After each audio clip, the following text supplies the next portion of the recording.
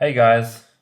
To get started, I've added a video in my timeline as my background. Now let's grab the type tool here in the toolbar or press T on your keyboard.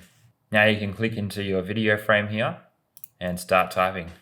So I'm just going to type ski. So as you can see here, Premiere Pro's added in this pink clip here into our timeline, which represents our text. This pink clip can be treated like any other piece of video on your timeline. You can lengthen it by dragging it out. You can shorten it by dragging it back. You can cut it with your cut tool.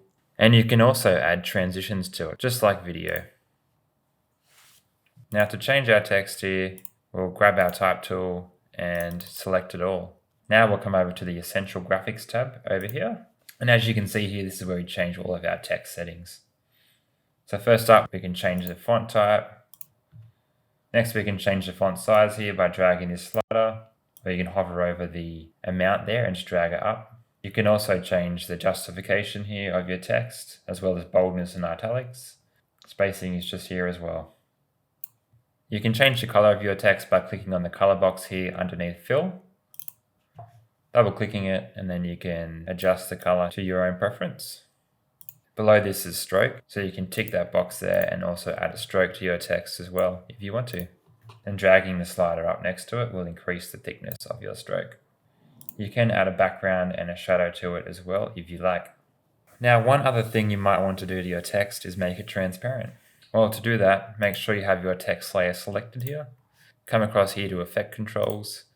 And down here is Opacity, and if you drag this slider up or down, you can increase or decrease the transparency.